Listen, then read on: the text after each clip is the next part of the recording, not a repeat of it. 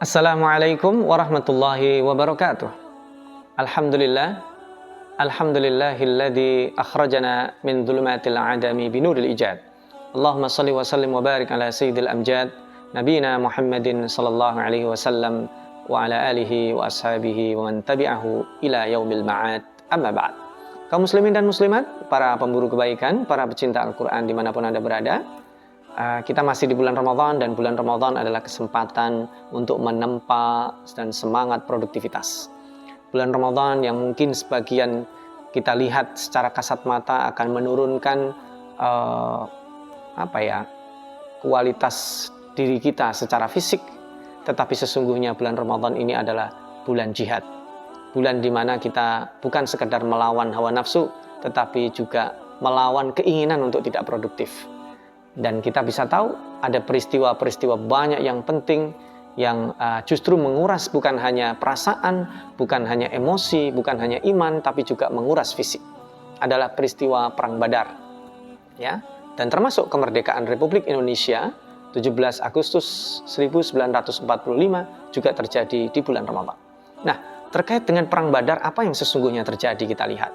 Rasulullah SAW ketika dilaporkan oleh para sahabatnya, diberikan info bahwa ada kafilah yang dipimpin oleh Abu Sufyan pulang dari Syam membawa dagangan, keuntungan dari mereka berdagang. Ada keinginan untuk raddul madzalim di sini, untuk mengambil korban-korban kezaliman yang dulu dilakukan oleh mereka. Mereka ingin mengambil hak-hak yang dirampas oleh mereka. Tetapi kemudian pada faktanya Abu Sufyan berhasil memberikan informasi kepada Abu Jahal di kota Mekah, sehingga Abu Jahal kemudian mengirimkan 1000 orang dengan persenjataan perang yang lengkap. Apa yang terjadi? Pada saat itu kemudian para sahabat berubah.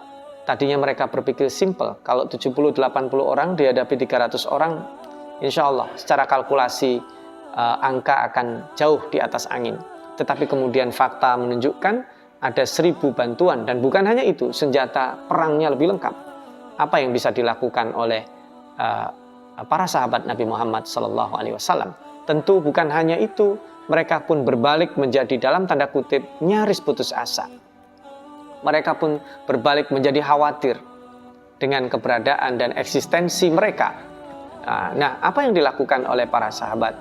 Mereka diberikan petunjuk oleh Allah Subhanahu wa taala, diberikan ketenangan, dan para sahabat itu akhirnya dimenangkan Allah Subhanahu wa taala.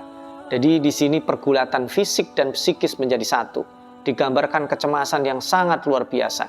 Dan pada faktanya demikian juga terjadi pada peristiwa mereka diancam oleh orang-orang kafir yang lainnya. Pada peristiwa Perang Ahzab di tahun kelima Hijriyah, itu juga terjadi pasca bulan Ramadan, yaitu di bulan Syawal. Jadi sesungguhnya produktivitas yang dimaksud di bulan Ramadan ini adalah peningkatan kerja, peningkatan kinerja, peningkatan spirit kita dalam berbuat. Itu yang harusnya kita tingkatkan di bulan Ramadan. Kita bayangkan kalau diri kita menjadi para sahabat itu, kemudian terjadi terancam peperangan seperti yang ada misalnya.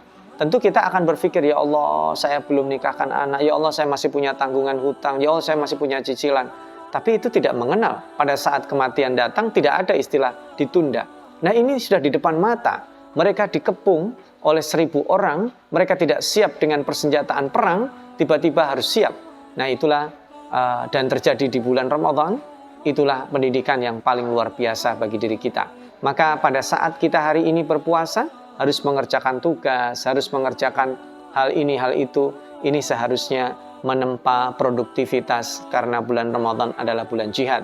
Kita lebih suka santai-santai, tapi harus kita lawan dengan sebaiknya. Kita lebih suka untuk memperbanyak tidur karena lemas misalnya.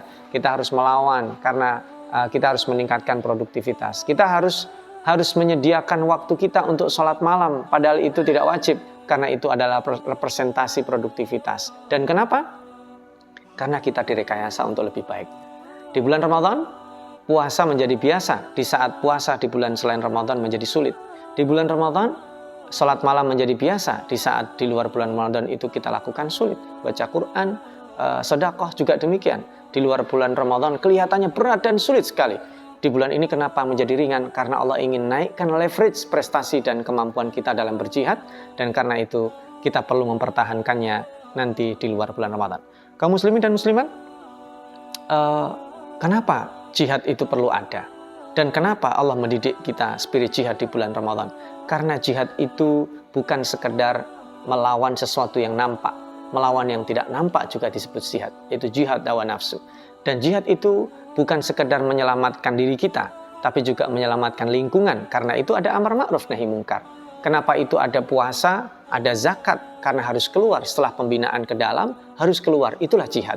Saat kita menyampaikan kebaikan, saat kita melarang keburukan, saat kita memutus rantai-rantai setan, itulah jihad.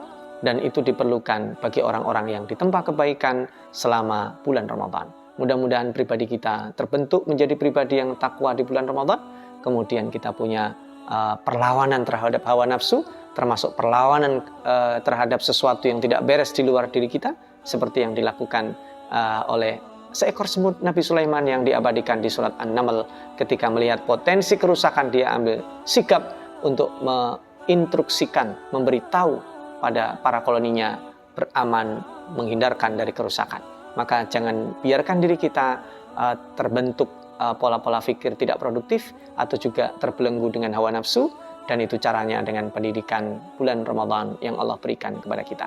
Mudah-mudahan sedikit ini menginspirasi kaum muslimin dan muslimat, dan ibadah kita diterima, kita menjadi orang-orang yang bertakwa secara total, mampu berjihad melawan diri sendiri dan juga melakukan amar ma'ruf nahi munkar. Nasrun minallah wa fathun qarib wa basyiril mu'minin. Wassalamualaikum warahmatullahi wabarakatuh.